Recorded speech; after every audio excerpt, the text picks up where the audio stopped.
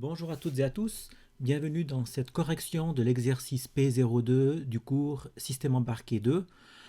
Le but c'était de convertir un programme qui était écrit en pseudocode et d'en faire un programme en C et des parties aussi en assembleur pour ce qui était nécessaire pour réaliser le micro-noyau coopératif pour notre système BeagleBone Black. L'exercice consistait à rédiger plusieurs modules. Un premier module de kernel qui implémentait le kernel init et le kernel launch. Un deuxième pour la gestion des threads. Ensuite, il fallait également gérer les sémaphores, les message queues pour que les threads puissent dialoguer entre eux. Et enfin, implémenter une méthode dans les threads pour pouvoir pour suspendre un programme pendant un certain temps pour le mettre en veille.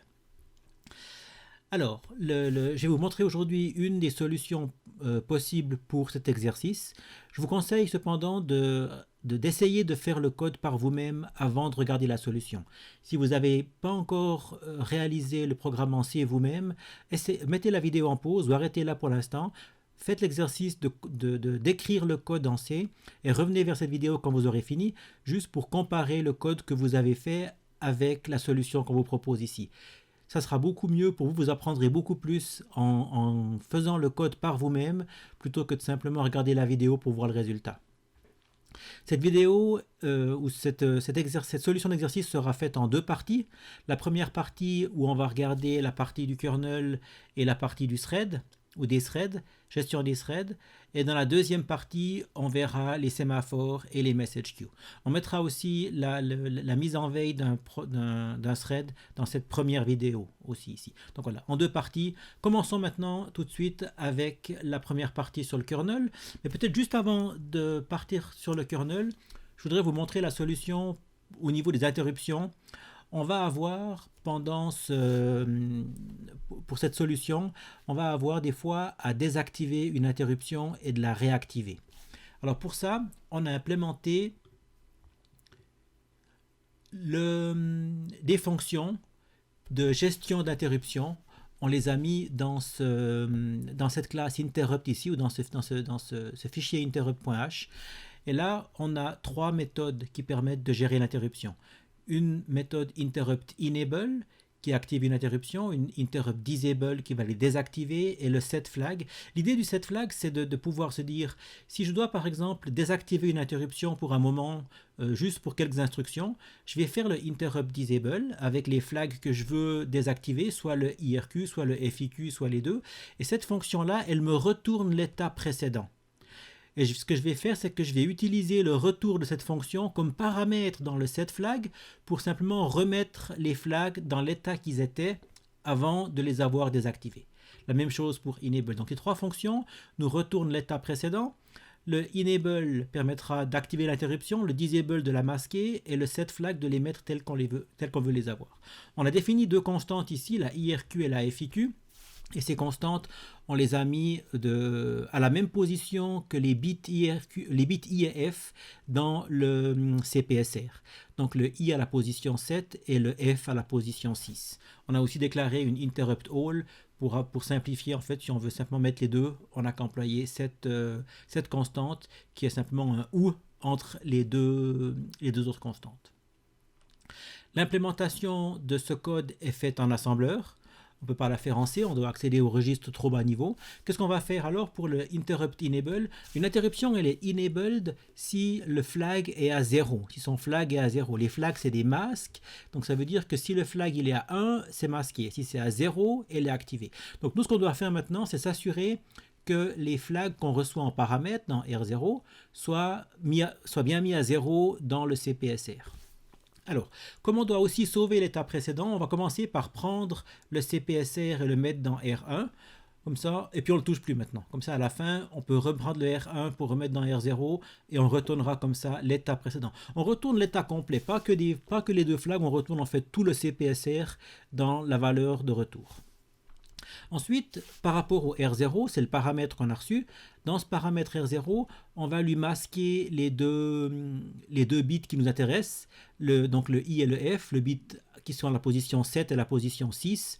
Et donc le masque correspondant, c'est bien C0 qui permettra de masquer les bits à la position 7 et 6. Donc avec le AND, on isole, si vous voulez, ces deux bits. Et ensuite, ce qu'on va faire, c'est qu'on va faire un bit clear de R1 qui contient le CPSR avec R0 dans lequel on a masqué, on a gardé que ces deux bits.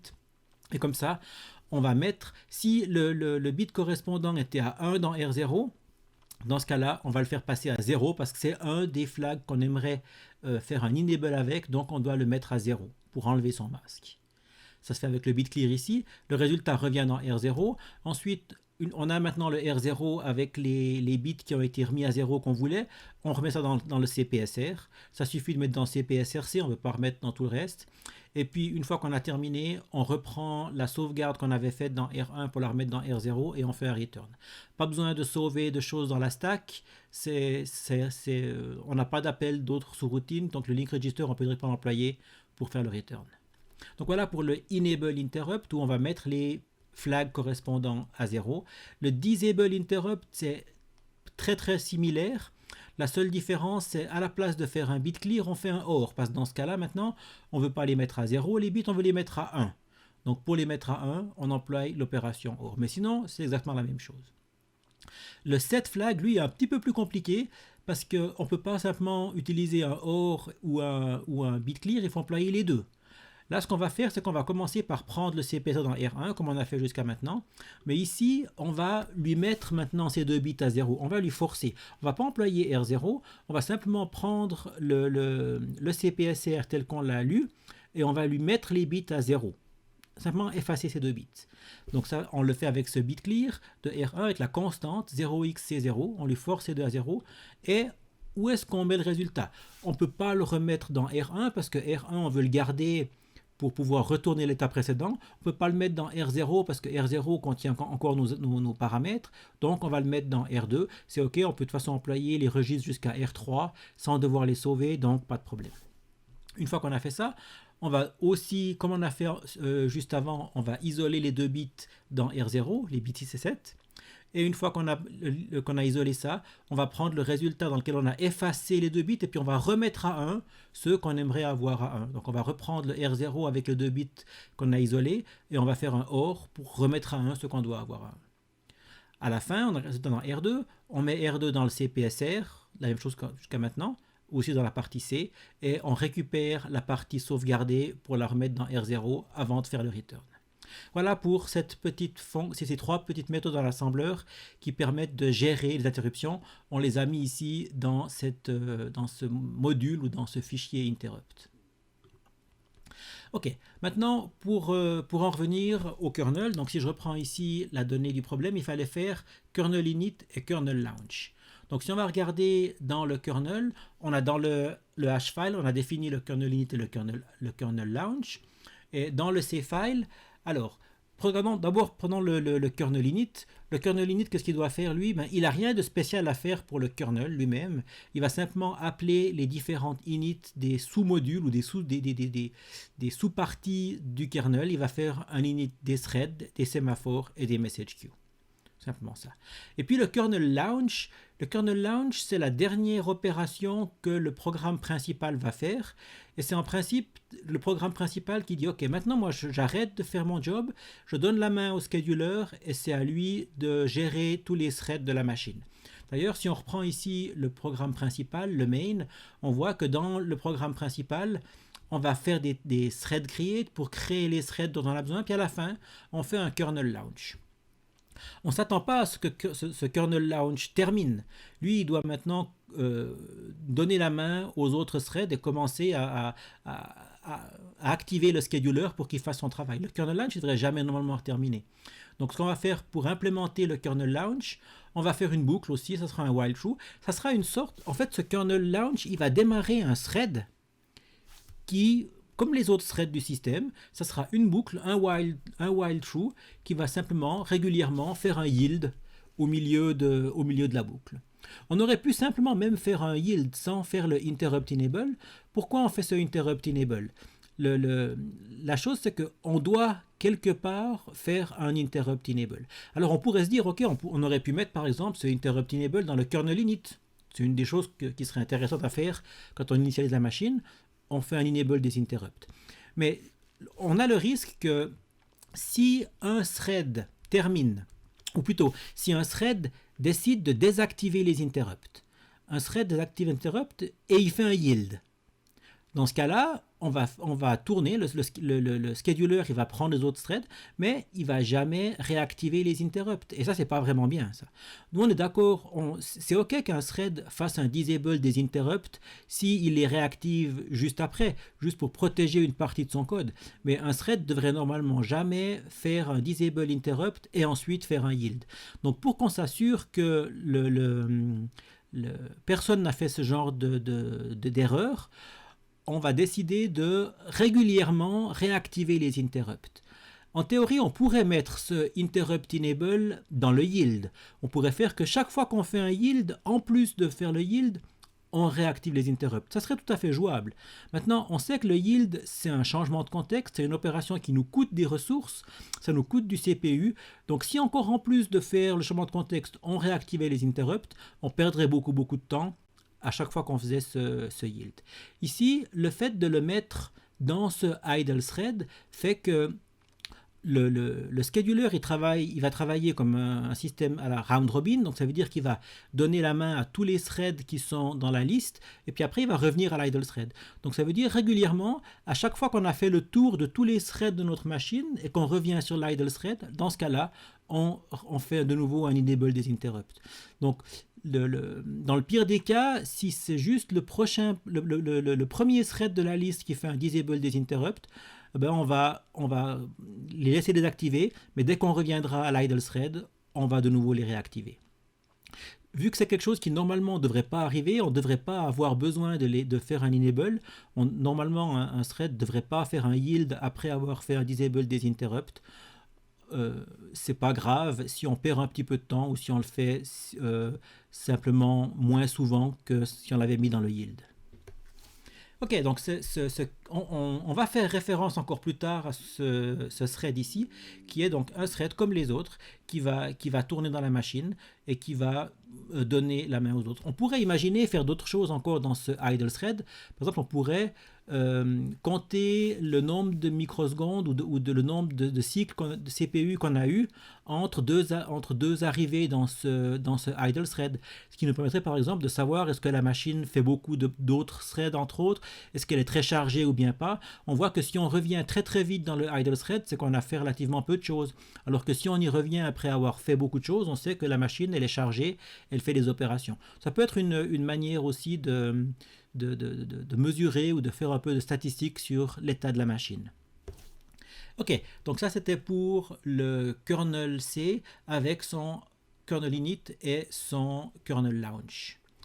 Venons-en maintenant à la plus grande partie de cette vidéo, ce sera l'explication du thread.h ou du thread.c, la gestion des threads eux-mêmes. Donc là, pour les threads, on va commencer par définir un type qui sera ce thread T. Ce thread T, c'est un pointeur de fonction. On peut utiliser la méthode de la spirale pour savoir qu'est-ce que c'est que thread T. On arrive sur une parenthèse fermée, donc on revient. Thread T, c'est un pointeur, on a une étoile. Sur un pointeur vers, on a une parenthèse, donc c'est un pointeur vers une fonction qui prend comme argument param qui est un pointeur sur un void et qui nous retourne un void. Ça, c'est la définition de ce thread T. Donc, thread T, un pointeur de fonction. Pourquoi on a mis void pointer comme paramètre? Comme ça, on peut lui mettre n'importe quel type de paramètre. On ne spécifie pas. On fait simplement les typecasts pour choisir ce dont on a réellement besoin. Ensuite, le thread create qui va créer un nouveau thread, qui ne va pas encore le lancer, mais qui va simplement le créer, qui va faire que ce thread soit dans la liste de tous les threads qu'on veut avoir. On prend un argument qui est le pointeur de fonction vers le code qu'on veut lui faire, les paramètres qu'on lui passera dans ces paramètres ici.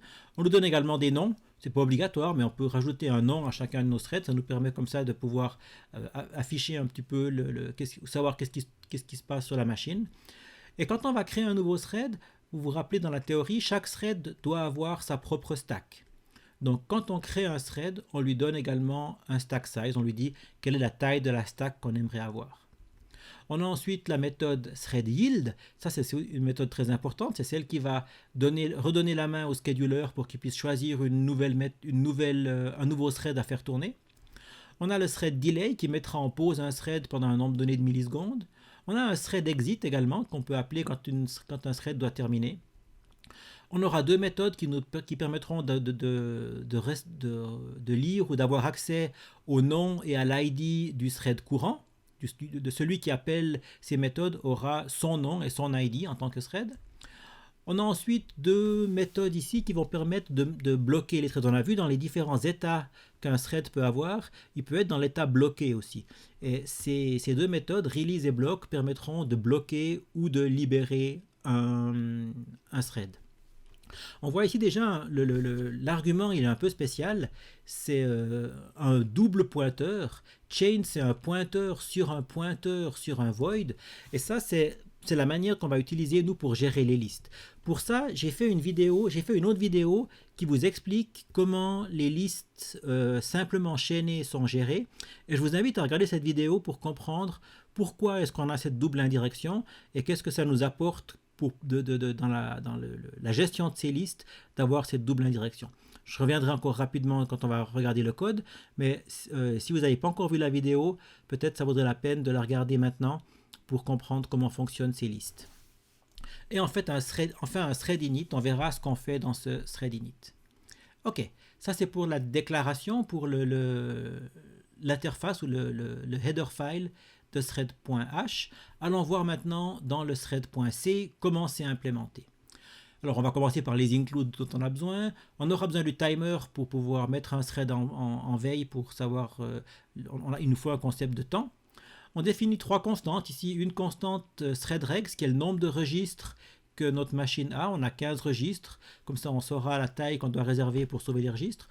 Un thread nameLen, qui est la longueur maximum qu'un nom de thread peut avoir. Et un min stack size. On définit ce min stack size ici sur 16 kg. C'est simplement la taille minimale du stack qu'un thread peut avoir. Si on lui met 0 par exemple, si on dit qu'on veut une stack de 0, ben lui il nous fera automatiquement une stack de 16 kg. On a ensuite un enum qui nous donne les différents états qu'un thread peut avoir. Il peut être l'état ready, il peut être running, bloqué, delayed, il attend d'être réveillé, ou terminated. On va aussi parler de zombie, c'est un thread qui est dans l'état terminé, mais on n'a pas encore nettoyé ce thread, on ne l'a pas encore enlevé de la liste. On va ensuite définir une structure ici, thread context, dans laquelle on va pouvoir sauver les 15 registres de notre machine, ainsi que le CPSR. On va avoir ici toutes ces valeurs-là. On va l'utiliser simplement quand on va faire le yield pour sauver les registres du thread actuel et pour récupérer les registres du nouveau thread. On définit ensuite une structure centrale de nos threads qui est le thread TCB. TCB pour Thread Control Block. Et c'est dans ce TCB qu'on va avoir toutes les informations qu'on a besoin pour gérer nos threads. On a le contexte dans lequel on va sauver les registres. Notez aussi que le contexte, ce n'est pas un pointeur. Hein. Ici, on a vraiment mis struct thread context. On n'a pas mis pointeur sur un thread context. C'est vraiment un struct qui est imbriqué à l'intérieur d'un autre struct. On avait déjà fait ça quand on avait fait la programmation orientée objet en C, quand on avait la classe de base. C'était pas non plus un pointeur, c'était aussi une structure intégrée à la structure.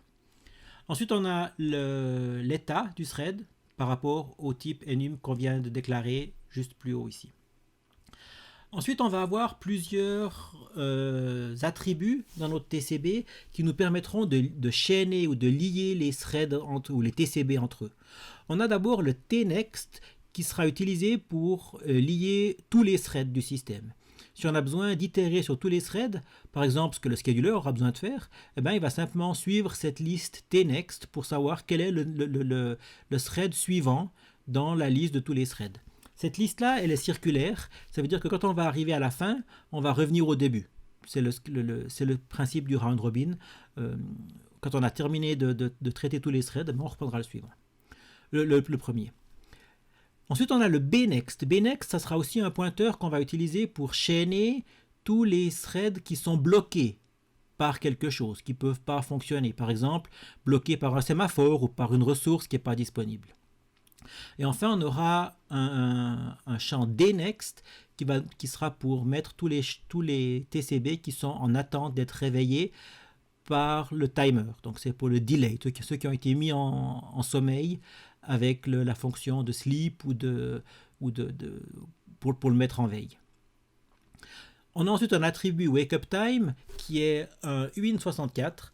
On a ici l'heure à laquelle, si un thread doit être mis en pause pour un moment, on lui donnera ici à quelle heure on doit le réveiller. Et le scheduler, on verra comment ça va fonctionner, mais on aura un mécanisme qui va vérifier que l'heure du système, dès que l'heure du système aura dépassé ce wake-up time, on va lui dire ok, ben maintenant c'est l'heure de se réveiller. On a mis pour ça un uint64 parce qu'on va compter on a un clock nous qui tourne à 24 MHz sur notre machine. Et 24 MHz, 24 millions de fois par seconde, on incrémente, on va rapidement arriver à la limite d'un uint32 qui est de environ 4 milliards. Donc c'est pour ça qu'on a choisi ici un uint64. Chaque thread a également un ID sous la forme d'un int32, d'un nom où on va réserver ce thread name len de 32 pour le nom du thread. Là aussi, notez que ce n'est pas un pointeur, c'est vraiment la place. On a réservé 32 bytes ici pour stocker son nom. Ensuite, on va lui mettre la stack size, juste pour information, pour qu'on sache quelle est la taille de la pile qu'on a dans notre système. Et on va ici déclarer un tableau. Stack, c'est la stack de notre thread. On en fait un tableau de uint32. On en fait un tableau vide parce qu'on ne sait pas encore à ce moment-là quelle taille il aura, ça sera dynamique. Et comme on l'a mis tout à la fin, le truc, ça va être, quand on va faire un malloc, on va allouer simplement plus de place que nécessaire pour le TCB. On va allouer la place du TCB, l'espace nécessaire pour le TCB, plus l'espace de la stack. Et comme c'est le dernier élément, eh ben on va avoir en principe la stack qui va déborder, mais on aura réservé de la place, donc on n'aura pas de problème avec ça. Ok, ça c'est pour la structure de notre TCB. Maintenant, on va avoir ici un point d'ancrage, ce delayed thread. Cette variable-là va pointer sur le premier TCB qui est mis en veille, qui est mis en pause. Et ensuite, donc lui il pointe sur le premier. Et ensuite, pour savoir le suivant, on va prendre simplement le dnext, le delayed next pour avoir la suite. On a également un autre pointeur qui est le running thread, qui est un pointeur qui va nous montrer quel est le thread qui actuellement tourne sur la machine. Ensuite, on a encore un point d'entrée et on a parlé de l'idle thread quand on a vu le kernel.c, mais cet idle thread, il n'a pas encore de TCB pour l'instant. On ne l'a pas créé avec un create thread. Donc, il lui faut aussi lui faire un TCB pour lui. Pour ça, on va faire un TCB qu'on va appeler idle thread. Et on va le faire de type thread TCB. On va lui mettre l'état running. On va lui mettre le tnext sur idle thread. En fait, cet idle thread, c'est le premier élément de la liste qui est chaîné avec le tnext. Et comme on en a un et que cette liste elle est circulaire, ben le tnext lui pointe sur lui-même parce que c'est le seul élément qu'on a dans la liste. On lui met l'id de 0 par définition. On a dit que l'idle thread, il aura l'id 0. On lui donne le nom idle et on lui met une stack size de 0. Ça ne veut pas dire qu'il a une stack de 0. L'idle thread, il tourne déjà maintenant. Il tourne avec la stack qu'il a eue dès le début du programme. Quand le programme a démarré, il avait sa propre stack déjà. Donc ça veut dire qu'on ne doit pas mettre de stack spécifique dans le TCB. Il garde la stack qu'il avait dès le départ. Donc on rajoute en principe 0 byte dans la structure. C'est pour ça qu'on va lui mettre ici stack à 0. Mais ça ne veut pas dire qu'il n'a pas de stack. Il en a vraiment une. Ok, ensuite on va déclarer ici une méthode thread transfer. C'est la méthode qu'on va implémenter plus tard en assembleur pour la fonction yield. Le yield va faire une première partie en C, mais à la fin il devra faire un bout de code en assembleur pour faire les transferts à en parler. Et ça va se faire justement dans ce thread transfer. Ici on la déclare juste, on n'a pas de body, on a juste la déclaration. Elle sera implémentée dans le code en assembleur, qu'on verra tout à l'heure. Ok, on va se créer quelques petites fonctions locales maintenant encore pour nous aider à travailler. La première, ça sera le new thread ID. L'idée de cette méthode, c'est de nous retourner. On va simplement, chaque fois qu'on va créer un nouveau thread, on va appeler new thread ID. Et puis, on va utiliser une variable statique ici pour se rappeler quel était le dernier thread ID qu'on a donné. Et puis, on va l'incrémenter et simplement retourner cet ID. On l'initialise à 0, ça veut dire que la première fois qu'on va appeler, on va incrémenter, on aura 1, et puis on va retourner 1. Le premier ID qu'on va retourner dans le système, ça sera 1, vu que 0 est réservé pour le idle thread. Ensuite, on a une méthode ou une fonction thread startup ici. Ça, on avait vu dans la théorie, c'était la manière qu'on a trouvée pour initialiser le TCB d'un nouveau thread. On va faire ce thread startup, il n'est jamais appelé directement. il est appelé de manière indirecte parce que quand on initialise un TCB, on va faire comme si on avait eu un yield qui avait eu lieu à cet endroit-là. Donc on va configurer les registres du TCB comme si on avait eu un yield sur ce point-là. Donc ça veut dire que quelles sont les valeurs des différents registres? On a param qui se trouve dans R0, on a le thread qui se trouve dans R1, et puis on a le link register qui pointe sur thread startup. Et la première fois qu'on va donner la main, ou que le scheduler va donner la main au TCB correspondant, eh bien, il va revenir à cet endroit-là, il va revenir au début de thread startup avec dans R0 le paramètre et dans R1 le thread. Et comme ça, on va pouvoir lancer le code ici en C qui va exécuter le programme, ou en fait le code du thread qu'on va lui donner ici comme paramètre. Comme argument, donc on lui donne le paramètre et le thread, et on exécute le thread avec ces paramètres. Ce qu'on va aussi faire ici, normalement un thread c'est un while qui termine jamais, c'est un while 1 avec un yield au milieu qui retourne jamais, mais on peut imaginer que quelqu'un fasse aussi un thread éphémère qui tourne et puis qui termine. Dans ce cas-là, on va nous s'assurer que le thread exit soit bien appelé. Si le thread appelle thread exit, ok, tant mieux, ça nous dérange pas. Mais si jamais il le fait pas, nous on va encore forcer ici un thread exit. Ok. Une petite fonction maintenant pour créer un nouveau TCB. On a besoin ici de différents éléments pour créer un nouveau TCB. Il nous faut donner une stack size. On doit savoir quelle taille on va lui donner et un nom. On ne doit pas donner forcément de ID parce que l'ID, on va le générer nous ici en lui donnant un nouveau. Donc ce qu'on va faire, c'est qu'on va commencer par faire un malloc. Et c'est là que le truc qu'on avait vu pour la stack, on fait un malloc de size of struct de thread TCB plus le stack size. Et ça va nous permettre comme ça, le tableau qui est vide à la fin, ça nous permet justement de définir une taille pour ce tableau. Si TCB n'est pas null, TCB pourrait être null si le malloc ne fonctionnait pas, donc on n'a plus de mémoire. Dans ce cas-là, si le TCB est null, on retourne null aussi en disant que j'ai pas réussi à faire un nouveau TCB. Mais sinon, si c'est pas null, alors on fait un memset de TCB 0, size of struct thread TCB. Le memset, ça va mettre à 0, vu qu'on lui dit ici 0, donc on va mettre à 0 le TCB. Puis dans ce cas-là, on pourrait se dire, ok, mais pourquoi est-ce qu'on fait un memset ici? Pourquoi on ne fait pas un calloc? Si on avait fait un calloc à la place d'avoir fait un malloc, ici, si j'avais fait un calloc, ça m'aurait directement alloué l'espace et ça l'aurait directement mis à 0. La chose, c'est que le calloc, il va en principe faire la même chose que le malloc plus un memset derrière. Mais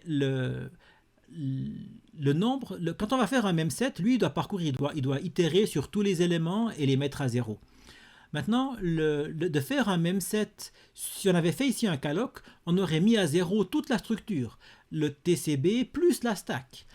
La stack, elle est quand même beaucoup plus grande que la stack. Souvent, ça sera quelques kilos. Le thread TCB, il fait quelques bytes, lui. Si on prend l'exemple ici, la taille de celui-ci, on a ici le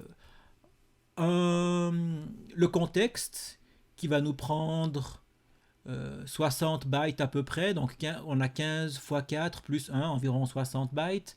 Ici, on a un int, 4 bytes.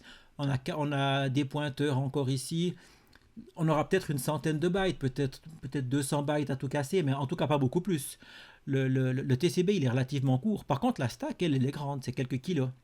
Et si j'avais mis ici un calloc ici, eh ben, j'aurais dû itérer sur tout le TCB et tout le stack pour le remettre à 0. Et c'est pas nécessaire de mettre le stack à 0. C'est intéressant qu'on mette le TCB à 0, comme ça on a tous les registres qui sont initialisés à 0, on a tout qui est clean. Par contre, la stack, c'est pas nécessaire de la mettre à 0. Et on gagne du temps en faisant un simple malloc ici et en mettant à 0 que ce qu'on a besoin. Donc voilà, c'est simplement par raison d'efficacité qu'on a choisi de faire un malloc suivi d'un memset. Ok, maintenant on lui met le stack size à l'argument qu'on a reçu. On lui met son ID par rapport à la fonction qui nous retournera un nouvel ID. Et on va lui mettre le name. On ne peut pas écrire tcb name égale à name. Ça c'est comme en Java. On ne peut pas assigner un pointeur sur un autre. Là, il faut qu'on copie le nom qui est pointé par name vers le pointeur TCB name. Pour ça, on va utiliser la fonction strcpy, ou mieux, comme ici, strncpy. Le strncpy, il fait un string copy, donc il va copier une source vers une destination. Il va s'arrêter si la source, dès qu'il verra un 0 dans la source, mais il va aussi s'arrêter s'il a copié un nombre donné de caractères. Ça évite des overflows parce que si on n'avait pas mis ça, et puis qu'on avait mis un nom par exemple de 40 bytes, eh ben on aurait dépassé la valeur de notre nom, et notre nom aurait, si on regarde ici la structure, notre nom aurait empiété sur le stack size et aurait été écrit, donc, et puis on n'aurait pas de 0 à la fin, ça n'aurait pas été une bonne idée. Ici, le fait de limiter ça avec un strncpy et en ne copiant que au maximum size of name -1, donc on va copier au maximum 31 caractères. Pourquoi 31 et pas 32? Parce qu'on doit laisser la place pour le 0 à la fin. On doit s'assurer que ça termine réellement bien par un 0. Donc ce qu'on va faire, c'est qu'on n'a que 31 caractères effectivement utilisables. Et comment on est sûr qu'il y a un 0 à la fin? Parce qu'on a fait ici un même set, donc on a mis la structure à 0, donc il y aura de toute façon forcément un 0 à la fin. Voilà, on retourne le TCB quand on a fini. Maintenant, il faut insérer le TCB dans une liste. Normalement, on avait vu que si on insère un TCB dans une liste, on a vu dans la vidéo justement annexe qui vous explique comment on gère les listes simplement enchaînées. Il y avait une technique qu'il fallait employer, un pointeur aussi avec une double indirection ou un pointeur vers un pointeur sur un nœud pour faire un insert. Ici, c'est pas vraiment nécessaire. Pourquoi? Parce que ces pointeurs indirects, on utilise ça si on aimerait traiter le même cas d'une liste vide ou une liste qui a déjà des éléments à l'intérieur. Ici, notre liste, elle n'est pas vide. On a le idle thread qui existe déjà. Il est dedans et il ne va jamais sortir celui-ci. Donc on n'a jamais de cas à gérer où on a une liste vide dans laquelle on doit insérer un élément. Donc ici, on va simplement faire que on va dire que le TCB, le thread qu'on veut actuellement insérer dans la liste, on le met tout au début, on le met juste après le idle thread. Donc on lui dit, le suivant, le tnext du thread qu'on veut insérer, c'est celui qui est actuellement celui qui suit le idle thread, donc c'est le premier après le idle thread, et on lui dit, le TCB qui suit le idle thread, c'est le TCB qu'on donne en paramètre. Donc avec ça, on a inséré le TCB au début de la liste. Si vous voulez, vous avez le idle thread qui est toujours le premier élément. On va toujours commencer par lui. Et puis ensuite, si je fais un insert des TCB, par exemple pour le thread A, B et C, je fais un insert TCB A, insert TCB B, insert TCB C. Alors dans l'ordre, je vais avoir d'abord C, ensuite B et à la fin A. Donc l'ordre dans lequel le scheduler il va traiter les threads, c'est l'ordre inverse dans lequel j'ai inséré mes TCB avec insert TCB. Dans beaucoup de cas, ce n'est pas forcément nécessaire de savoir dans quel ordre on les fait, mais comme ça, en plus, là maintenant, vous savez que si vous avez besoin d'un ordre bien précis dans lequel les threads sont exécutés, il faut les insérer dans l'ordre inverse avec le insert TCB. Ok. On va également créer deux system threads ou utility threads. Le premier, et ça va être des threads qui vont être insérés dans la liste des threads comme les autres. Comme on a déjà le idle thread, qui est déjà un thread un peu spécial, on va encore en mettre deux autres. Un premier qui sera responsable pour nettoyer les zombies. Il va nettoyer tous les terminated threads. Donc lui, il va itérer sur tous les threads, et dès qu'il va en trouver un qui est terminé, dans ce cas-là, il va l'effacer. Pour ce programme-là, ou ce thread ici, normalement tous les threads ont un paramètre, lui aussi, on ne l'utilise pas, donc on va l'utiliser void param pour simplement faire que le linter ou les warnings n'apparaissent pas quand on va compiler le programme. Et ensuite, c'est un thread comme un autre, donc c'est un while, c'est une boucle sans fin, c'est un while 1 avec un yield à la fin qui lui permet de faire quelques opérations, on verra ce qu'il doit faire. Donc lui, ce qu'il doit faire, c'est principalement, c'est nettoyer tous ceux qui sont notés comme terminés, on doit les enlever de la liste. Alors, normalement aussi, si vous regardez la vidéo que je vous ai montrée sur la gestion des listes, normalement pour supprimer des éléments dans une liste, on devrait aussi avoir des pointeurs double indirects. Et là aussi, c'est dans le cas où on devrait enlever le premier élément. Ici, c'est un peu une exception parce qu'on ne va jamais enlever le premier élément. On ne va jamais enlever le idle thread. Il ne va jamais être terminé, lui. Le idle thread, il reste toujours. Donc ce qu'on va faire, c'est qu'on va commencer par mettre le head sur le idle thread. Et puis pour pouvoir enlever un élément d'une liste, il suffit de garder un pointeur sur le précédent. Parce que si j'ai un pointeur sur l'élément que je veux enlever, c'est trop tard. Je ne peux plus l'enlever de la liste simplement enchaînée. Pour une liste simplement enchaînée, il faut que j'aie un pointeur sur le précédent pour que je puisse dire que le suivant du précédent, c'est simplement mon suivant à moi. Et comme ça va faire que je vais, moi, être sorti de cette liste. Donc ce que je vais lui dire, c'est maintenant, je vais garder prev, donc je vais toujours avoir un pointeur sur le précédent. Et puis je vais lui dire, tant que prev tnext, donc tant que le thread qu'on considère maintenant, ce n'est pas le head, donc tant que je n'ai pas fait le tour, tant que je ne suis pas revenu sur l'idle thread, alors qu'est-ce que je vais faire? Je vais regarder, je vais mettre ici une variable actuelle, juste pour pas toujours devoir écrire prev tnext, comme ça je peux simplement utiliser le actual. Sinon, j'aurais dû écrire ici prev tnext, prev tnext state, prev tnext tnext. Comme ça, je garde simplement le actual. C'est juste un raccourci à la place d'écrire prev tnext. Donc, je dis, si l'actual il est terminé, dans ce cas-là, je vais l'enlever. Mais j'ai encore une petite sécurité ici. Je lui dis, s'il est terminé et que ce n'est pas non plus le running thread. C'est juste pour s'assurer que le running thread, maintenant, c'est lui. C'est le process terminated thread. Ça, c'est le running thread. Quand il fait ce code-là, c'est lui le running thread. Et lui, je ne veux pas non plus qu'il termine. Donc, c'est encore une protection supplémentaire qui se dit, moi, je ne m'enlève pas moi-même. Si quelqu'un, normalement, il n'y a pas de raison que lui soit noté comme thread terminé, il sera toujours en ready ou en running. Mais si par hasard, il devenait noté comme terminated, dans ce cas-là, je vais ignorer cette information et je vais quand même le garder. Donc, je nettoie un élément si c'est pas le running thread et s'il est noté comme terminated. Dans ce cas-là, qu'est-ce que je fais? Comme j'ai dit avant, j'ai un pointeur sur le précédent. Actuellement, le prev tnext, c'est moi-même. On avait mis ici le actual égale à prev tnext. Et je dis maintenant, le nouveau prev tnext, c'est le actual tnext. Donc ça veut dire que c'est celui qui me suit. Avec ça, ça me permet de sortir de la liste. Le actual maintenant, il n'est plus dans la liste, il est plus pointé par le prev tnext et je peux faire un free de l'actual.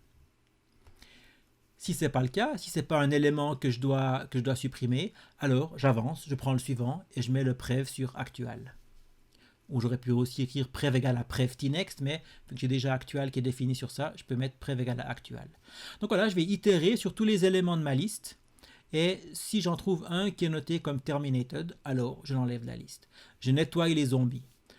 Et puis à la fin, quand j'ai fini de nettoyer quand j'ai parcouru tous les processus que j'ai dans mon système, je fais un thread yield. Après, on aurait pu se dire, mais pourquoi est-ce qu'on fait ça? On pourrait très bien faire que quand on fait un terminated, directement, on enlève de la liste.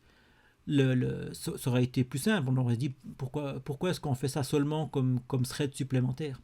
Le truc, c'est que si je voulais supprimer de la liste chaque fois que je fais un terminated, même que ça ne devrait normalement pas arriver souvent, mais supposons que ça arrive quand même régulièrement des terminated, dans ce cas-là, pour supprimer le running thread, ça veut dire que je dois parcourir ma liste. J'ai pas de pointeur sur le précédent.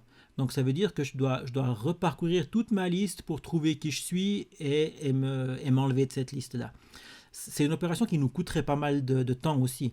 Et on se dit que c'est pas nécessaire de le faire à chaque fois qu'un thread termine. C'est pas nécessaire de directement le supprimer. De nouveau, pour des raisons d'efficacité, pour être plus performant, on le laisse en état de zombie pendant un petit moment et régulièrement, on nettoie les threads pour nettoyer les zombies et donc effacer tous ceux qui sont terminés. C'est juste il faut trouver un bon compromis. Le système, il ne doit pas perdre trop de temps à nettoyer les zombies et il doit non plus pas donc il doit pas le faire trop souvent, mais il doit quand même le faire de temps en temps parce que sinon le système il sera plein de mémoire non utilisée. C'est bien de la récupérer. Un autre, donc ça c'est pour le process terminated thread. un autre thread d'utilitaire ou un autre thread système, c'est le process delayed thread. Et là, le but, c'est de nous faire réveiller les threads dont l'heure de réveil est dépassée.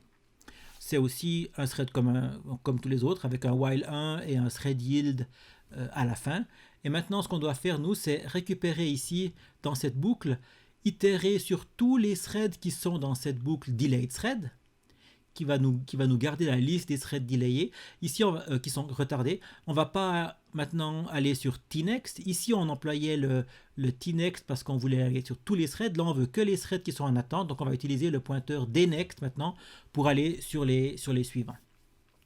Donc là maintenant, par contre, on a le risque de devoir effacer le premier élément de la liste. On pourrait imaginer qu'on ait un élément qui est actuellement en veille, et dès qu'on le réveille, on doit enlever le premier élément.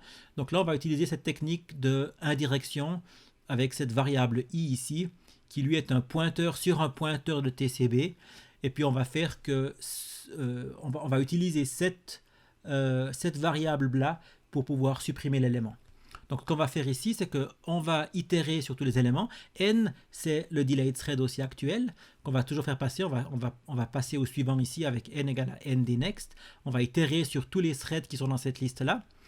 Et si le wake-up time est plus petit ou égal au uptime, ça veut dire que le uptime a dépassé le wake-up time. L'heure de réveil est dépassée. Dans ce cas-là, on va se dire, ok, ben maintenant, ce thread qui était en veille, on va le réveiller. On lui met son wake-up time à 0 pour dire qu'il n'est plus maintenant en veille. On lui met son state également à ready. Et cette opération-là, elle est bien expliquée dans la vidéo qui parle des listes simplement chaînées. C'est ce qui va permettre de supprimer l'élément, de l'enlever de la liste. On ne doit pas faire un free ici parce qu'on ne libère pas le TCB. On l'enlève juste de cette liste-là. On a simplement mis son pointeur, on a corrigé son pointeur. Si l'heure de réveil n'est pas atteinte, alors on considère le suivant. On va prendre le suivant. Ce pointeur i va être l'adresse du n des next. Donc là, encore une fois, par rapport à la vidéo sur les listes chaînées, le i, ce n'est pas un pointeur sur un nœud, c'est l'adresse ou c'est un pointeur sur le champ des next du nœud du TCB. Mais là encore, pour bien comprendre ça, regardez vraiment cette vidéo sur la gestion des listes. Et voilà, une fois que j'ai terminé, donc je prends le nœud suivant, et quand j'ai itéré sur tous les threads qui sont en veille, alors j'ai terminé, je les ai tous réveillés, ceux qui devaient être réveillés, et j'ai fait un yield. Donc voilà, ces deux threads utilitaires qui vont être insérés dans les... On va créer des threads avec ces deux fonctions pour pouvoir faire un peu la maintenance de notre système. Ok, venons-en maintenant aux fonctions exportées. La fonction exportée, la première, c'était la thread create, qui permet de créer un nouveau thread. Donc là, qu'est-ce qu'on va faire? C'est que on avait dit qu'on voulait garantir une certaine limite une taille minimum de stack. Ben, ce qu'on va faire ici, on reçoit le paramètre stack size, et puis on lui dit que le stack size, c'est s'il est plus petit que le min stack size, on le met à min stack size plus 8, sinon on le met à stack size plus 8. Pourquoi ce plus 8 ici? Pourquoi est-ce qu'on lui met ici un plus 8? Ce qu'on sait, c'est que la stack doit être alignée à un multiple de 8. Donc nous, ce qu'on doit faire, c'est qu'on doit s'assurer que le stack pointer soit un multiple de 8.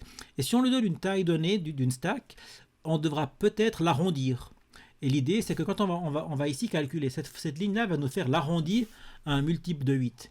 Et c'est possible que quand on va faire l'arrondi, on va perdre quelques bytes. C'est possible que cet arrondi-là, on risque de perdre on perd peut-être 4 bytes ou 2 bytes avec ce système-là, probablement plutôt 4. Et pour s'assurer que la taille qu'on nous donne en paramètre soit respectée scrupuleusement, qu'on ne va jamais donner moins de stack que ce qu'on nous donne en paramètre, eh bien on prend une petite réserve de 8 qu'on risque de perdre à l'arrondi. Peut-être qu'on perd rien et puis tout va bien, et puis on a 8 bytes de plus. Personne ne va vraiment avoir de problème avec ça. Mais l'important, c'est qu'on ne donne jamais moins de stack que ce qu'on a demandé. Donc voilà le petit truc, pourquoi le plus 8 ici. Ok, ensuite on va créer un nouveau TCB avec notre new TCB qu'on a fait avant, dans lequel on donnera le stack size et le nom. Si TCB égale à 0, ça veut dire qu'on n'a pas pu faire TCB, le malloc n'a pas marché, on fait un return -1 en disant j'ai pas réussi à créer cette nouvelle thread, parce que là on aimerait retourner nous l'ID d'un thread. On sait que l'ID d'un thread c'est 0 pour le idle thread et puis ensuite 1, 2, 3, 4, donc si on retourne -1, ça veut dire qu'on n'a pas réussi à créer ce nouveau thread. On doit initialiser maintenant le contexte de ce nouveau thread. Donc les registres R0, R1, on va les faire par rapport à ce qu'on avait déclaré ici, par rapport à cette idée-là. On va faire comme si on avait eu un yield ici. Donc on mettra dans R0 le paramètre et dans R1 le thread. Donc on va mettre ici dans R0 le paramètre et dans R1 on met le pointeur de fonction vers le thread. Le R13 c'est la stack. Donc qu'est-ce qu'on va faire? On a suffisamment de classes maintenant. On va lui dire ici TCB stack de stack size divisé par 4. Pourquoi divisé par 4? Parce que le stack est défini comme un uint32 et la stack size on la donne en bytes. Donc comme on a 4 bytes par élément du stack, c'est des mots de 32 bits, donc de 4 bytes, on doit diviser par 4 ici. Puis une fois qu'on a l'adresse de ça, on la divise par 8 avec une division entière et on la remultiplie par 8. Comme ça, on s'assure qu'on est aligné à 8 bytes. Le R14, c'est le thread startup. On lui donne l'adresse de la routine ici, cette routine qui nous permet de démarrer les threads. Le PSR, on le met à 0x13. C'est en mode supervisor et IRQ et FIQ sont enablés. Ils sont, les deux flags 7 et 6 sont à 0. Et on le met son état à ready. Quand on crée un nouveau thread, il est ready. On l'insère dans les TCB. Donc avec ça, on va le mettre juste au début, après, comme premier TCB après le idle thread. Et comme prévu, on lui retourne son ID. Ok, on a maintenant le thread yield qui est l'ordonnanceur, qui est le scheduler de notre système. Et là, le but, c'est de trouver un thread maintenant qui est ready. On va se mettre, nous, en ready et on va en chercher un autre qui est ready, on va lui donner la main à lui. Donc, on va chercher un qui est ready, on va le mettre en running. On va initialiser la variable former thread comme étant le running thread, c'est d'où on vient, hein, c'est nous actuellement. Et puis on va mettre le new thread sur former thread tnext, on prend le suivant. On a dit on fait un système round robin, on va pas commencer par les deux threads, on va simplement prendre celui qui nous suit. Si le former thread est thread running, on se met en thread ready. On se met nous-mêmes, en principe, le running thread, on se met nous-mêmes en ready. Mais on se le met que si on est running. Alors pourquoi est-ce qu'on fait ça que si on est running? Si j'appelle yield, c'est bien que je suis running. Je ne peux pas être dans autre chose que running. Eh bien, on verra plus tard, juste ici par exemple, on verra qu'on peut également être en mode delayed aussi. Ou on pourrait être en mode blocked au moment où on fait le yield. Et dans ce cas-là, si je suis en mode delayed ou si je suis en mode blocked, je ne dois pas me retrouver tout d'un coup en mode ready parce que j'ai appelé le yield. Donc là, c'est important aussi que on passe au mode ready seulement si on est en mode running. Une fois que j'ai changé mon propre state pour être ready, alors je vais en chercher dans la liste, est-ce que j'en trouve un nouveau qui est ready? Donc je vais itérer je vais faire un while ici, et tant que le new thread n'est pas ready, je prends le suivant. Je vais sur avec tnext, je vais chercher simplement un TCB qui est ready. Et tant que ce n'est pas le cas, je tourne. Peut-être je vais retourner sur moi-même. Si j'étais moi le seul qui était ready et personne d'autre, je me suis mis de running en ready, et puis quand j'en prends un autre, je reprends moi-même, peut-être que je vais tomber sur le idle thread, on verra, mais dans tous les cas, tant que j'ai pas un qui est ready, je continue à tourner. Une fois que j'ai trouvé le nouveau thread, alors je me mets le running thread sur ce nouveau thread, c'est lui maintenant qui va être running, et ce new thread state, je le mets à thread running. Et une fois que j'ai fait ça, je vais appeler maintenant cette fameuse fonction qu'on avait déclarée un peu plus tôt dans le code, le thread transfer, dans lequel je lui donne le contexte du thread d'où je viens et le contexte ou l'adresse du contexte vers lequel je vais. Et je vais faire ça maintenant en assembleur. On va faire ce thread transfer ici en assembleur. C'est pas beaucoup de code, hein, c'est juste quelques lignes de code. On a ici ces 6 lignes de code qui font le transfert. C'est peu de lignes de code, mais c'est important de le comprendre et de le faire bien. C'est aussi une question qui revient souvent à l'examen, de savoir, d'implémenter par exemple le thread transfer. Alors, on a dans R0 l'adresse du contexte d'où je viens, j'ai dans R1 l'adresse du contexte vers lequel je veux aller. Je vais d'abord sauver tous mes registres de R0 à R12, plus R13 le stack pointer, plus R14 le link register. Je stocke tous mes registres dans l'adresse pointée par R0. Donc avec un store multiple, increment after, je vais aller vers les valeurs positives. Donc je sauve tous mes registres dans le pointeur qui est donné dans R0. Une fois que j'ai fait ça, je suis tranquille maintenant. Je peux employer mes registres comme je veux, ils sont tous sauvés. Donc ce que je vais faire, c'est que je vais utiliser R2. Je ne peux pas employer encore R0, parce que R0, je vais le réutiliser ici. Je ne peux pas employer R1, je vais l'employer plus tard aussi, mais je peux employer R2. Et dans ce cas, maintenant, je vais faire en sorte de sauver le CPSR. Donc je mets le CPSR dans R2, et je sauve ensuite R2 dans R0 avec un offset de 15 x 4. Pourquoi un offset de 15 x 4? Je dois le mettre dans le contexte. Et si je reprends ici la signature ou la définition du contexte, on était où ici, dans un contexte, j'ai d'abord 15 registres, un tableau de 15 registres et mon PSR qui se trouve à la 16e position ici. Donc j'ai d'abord ces 15 registres que je dois passer par-dessus, où je dois sauter ces 15 registres pour pouvoir sauver dans le PSR. C'est pour ça que ici, je lui dis c'est R0, mais avec un offset de 15 x 4. 15 registres de 4 bytes. Ok, j'ai sauvé maintenant mes registres, j'ai sauvé le CPSR dans ma structure. Maintenant, il est temps de récupérer les nouveaux registres dans l'adresse qui est pointée par R1. Je ne peux pas encore prendre tous les registres maintenant parce que c'est la dernière chose que je vais faire, de prendre tous les registres. Quand j'aurai pris tous les registres, je ne peux plus rien toucher comme registre parce qu'ils auront leur bonne valeur, je ne peux plus toucher. Donc ça veut dire que là, je fais dans l'ordre inverse. En premier, je vais commencer par remettre le CPSR à jour.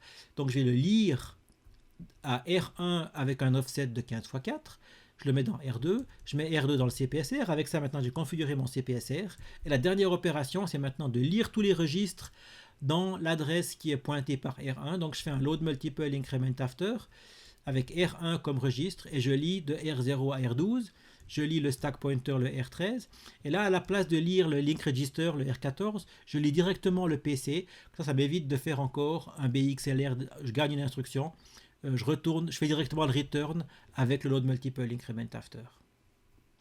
Voilà, j'ai avec ça terminé le thread transfer. Quand je vais appeler thread transfer, je vais sauver mes registres, récupérer et je vais me retrouver dans l'autre thread grâce à ce code-là. Et ça donc, c'est maintenant la dernière opération qu'on fait dans le thread yield. Si on reprend le code du thread yield ici, la dernière chose qu'on fait, c'est le thread transfer. Ok, regardons maintenant les opérations pour pouvoir mettre un thread en pause, le thread delay. On reçoit un nombre de millisecondes ici. Donc ce qu'on va commencer par faire, c'est de corriger l'état du thread pour lui mettre en delayed et pour lui donner l'heure de réveil. On doit mettre ça à quel TCB? C'est le TCB du running thread. C'est le running thread qui se met lui-même en delay. Il ne met pas quelqu'un d'autre en delay. Quand quelqu'un va appeler le delay thread, on récupère le running thread qu'on met dans TH, c'est juste pour être plus rapide. Et ce qu'on va faire ici, c'est que on va lui calculer son wake-up time. Son wake-up time, c'est l'heure actuelle plus le nombre de tics d'horloge qu'il doit avoir pour se réveiller. Nous, on donne ici un temps en millisecondes, mais on doit convertir ces millisecondes en nombre de tics d'horloge. Le tic d'horloge qu'on reçoit ici, la fréquence qu'on a ici, c'est en Hertz. Mais on donne des millisecondes ici. Donc la fréquence qu'on a ici en Hertz, par exemple, dans notre exemple chez nous, c'est 24 MHz. On va d'abord la diviser par 1000, parce qu'on aimerait avoir ici des kilohertz pour multiplier par des millisecondes. Donc si je vais diviser par 1000, je n'aurai pas 24 millions, mais j'aurai 24 000 kilohertz que je vais avoir ça. Donc chaque milliseconde vaut 24 000 temps d'horloge. Donc il me suffit après de multiplier par les millisecondes pour avoir l'heure de réveil. Je lui mets le state à thread delayed. Je lui mets ces opérations-là maintenant vont faire que le running thread ou le TH va être mis au début de la liste des delay threads. Là encore une fois, c'est l'opération qui insère un élément dans une liste simplement chaînée au début de la liste. Donc je lui mets le dnext sur le delay thread et le delay thread devient sur le TH.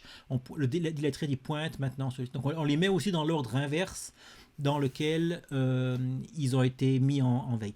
Encore une fois, c'est pas grave du tout parce que on va de toute façon avec la méthode qui réveille tous les threads, on va tous les processer.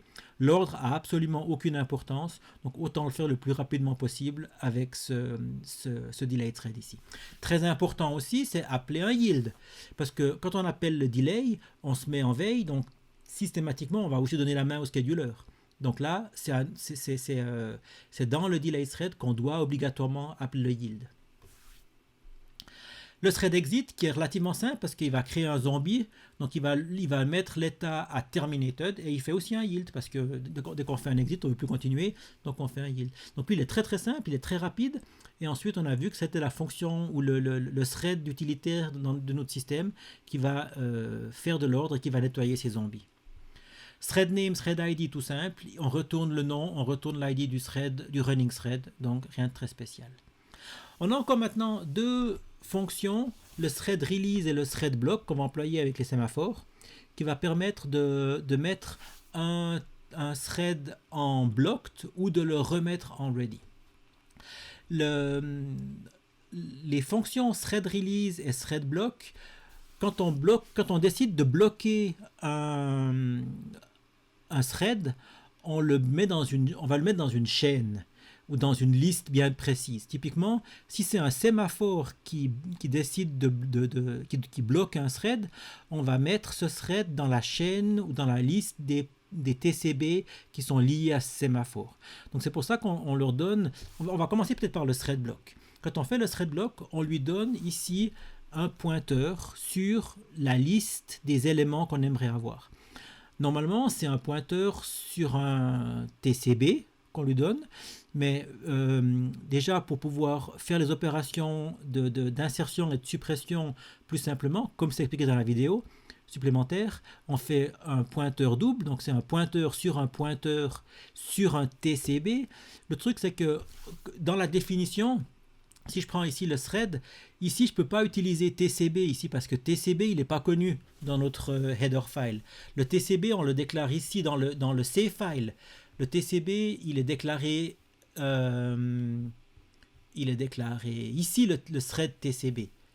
Donc je ne peux pas à l'intérieur du hash file utiliser ici thread TCB.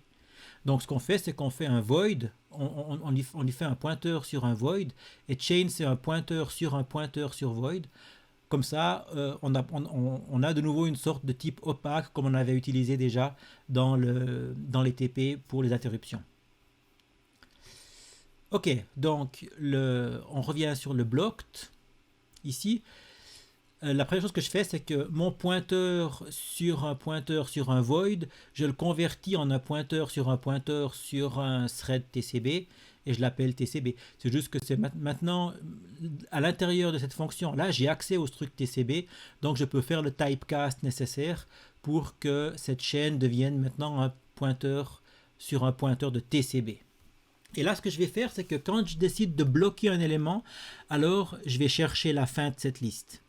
J'aimerais l'insérer à la fin. Ça, c'est quand même typiquement sur un sémaphore. Si on a plusieurs threads qui viennent bloquer sur un sémaphore, je veux que l'ordre dans lequel je réveille mes sémaphores, ça soit le même ordre que dans lequel ils se sont bloqués. Ça, c'est quand même quelque chose que j'aimerais bien respecter. Donc là, je ne peux pas me permettre de l'insérer au début de la liste, je vais l'insérer à la fin de la liste.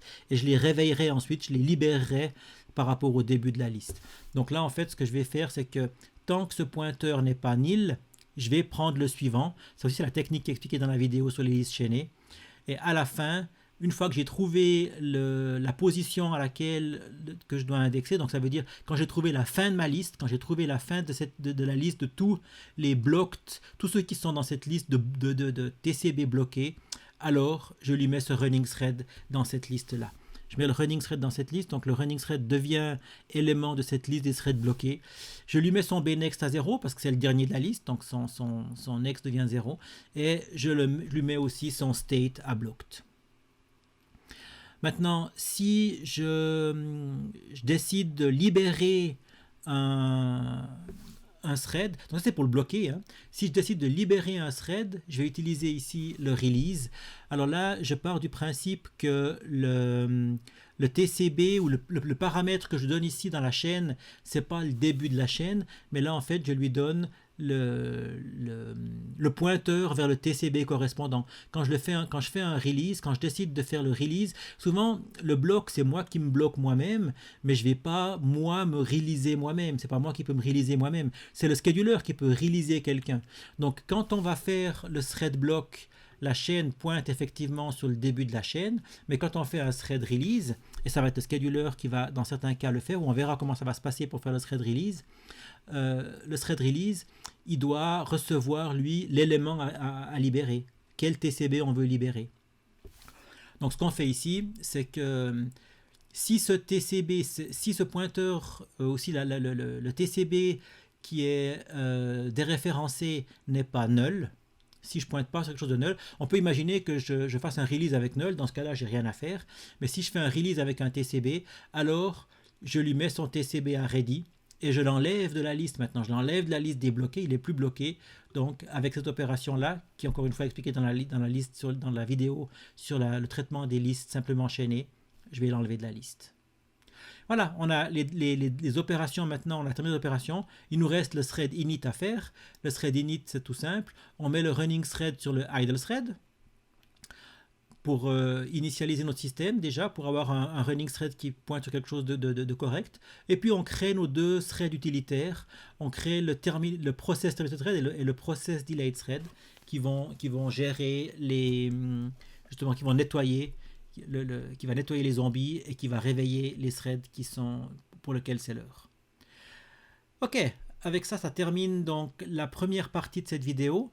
On verra ensuite comment on utilise le thread release et le thread block à l'intérieur des sémaphores. Et puis on verra encore plus tard aussi dans la deuxième vidéo comment les message queues sont implémentés pour échanger des messages entre les différents threads. Merci pour votre attention et à bientôt.